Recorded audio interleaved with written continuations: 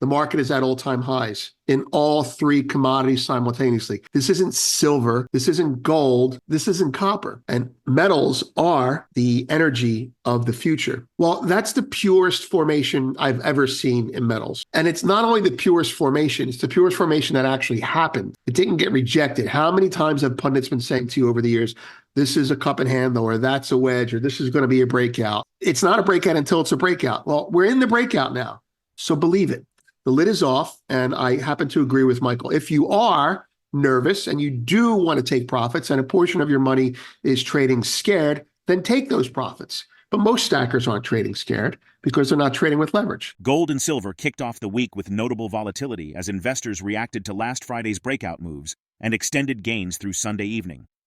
Overnight, gold futures soared to a new all-time high of $2,454.20 an ounce, while silver prices surged to $32.75.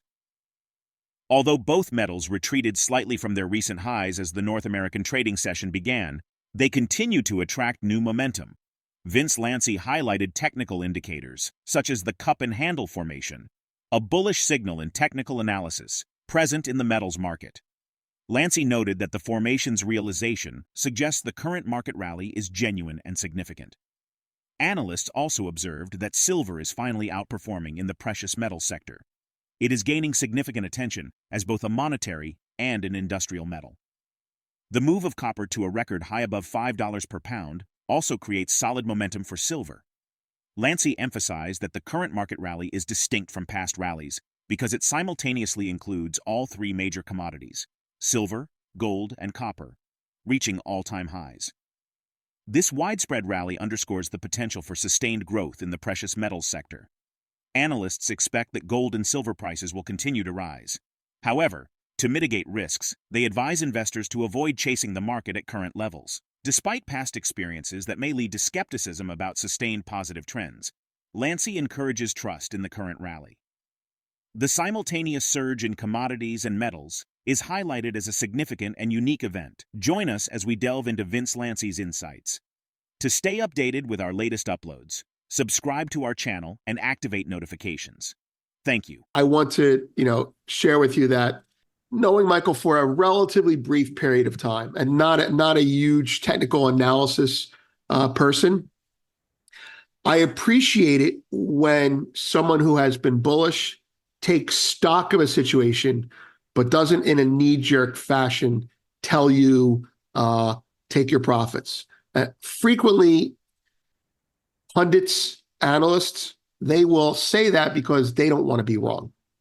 And because they have been bitten in the ass, metaphorically, so many times by a market distorted by banking behavior and skewed in perception by mainstream media coverage. So we all tend to become a little bit scared and disbelieving of our own good fortune. Well, you can believe it, it's happening.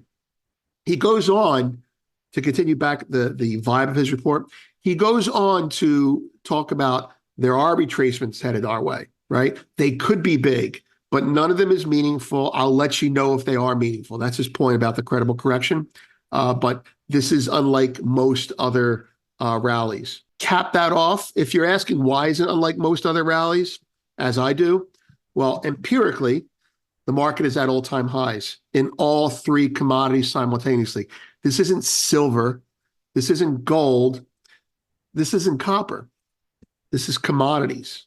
And metals are the energy of the future for all these other reasons. All the other reasons that we talk about are here. The other reason that this is different is because if you're a technician and you see that ridiculous cup and handle, well, that's the purest formation I've ever seen in metals.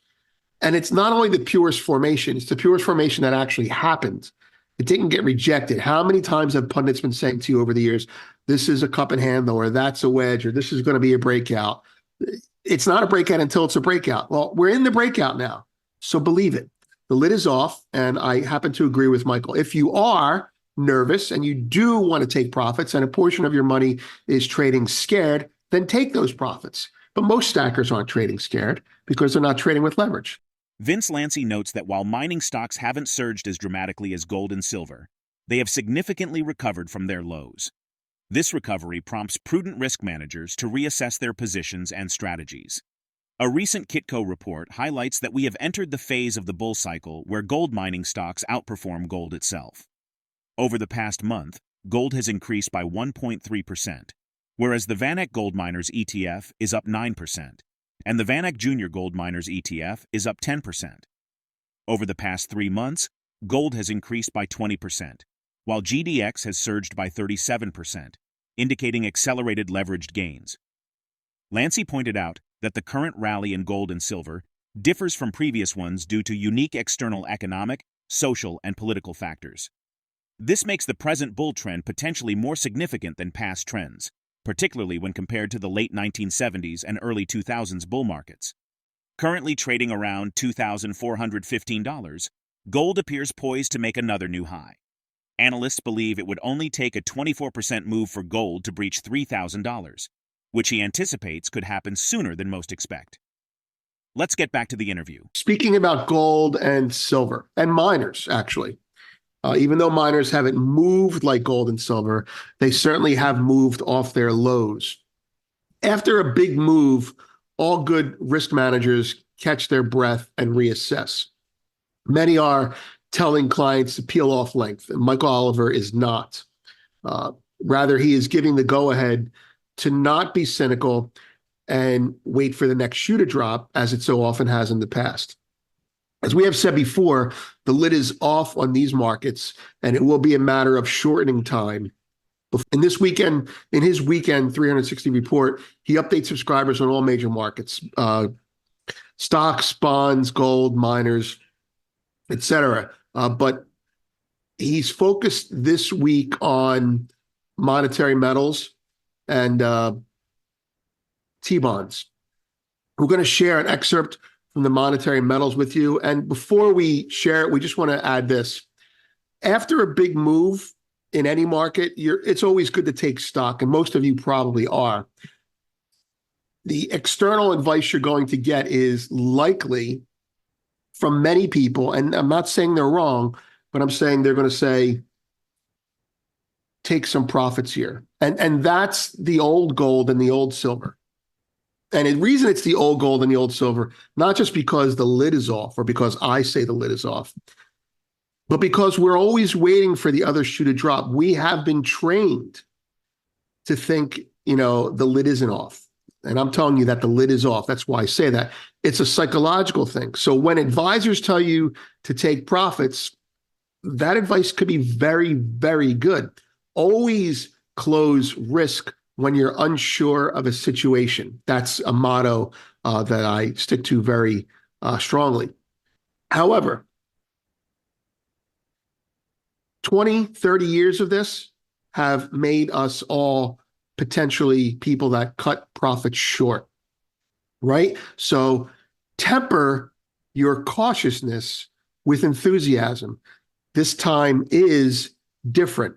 And the price action is different. Empirically, it's different.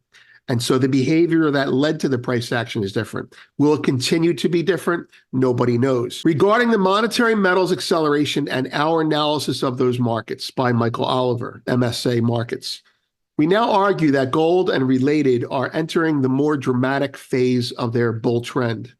Furthermore, we argue that this bull trend is of greater magnitude and significant than prior bull trends, especially when compared to the external economic, social, and political factors that were then in play from the mid-late 1970s and from 2000, 2011.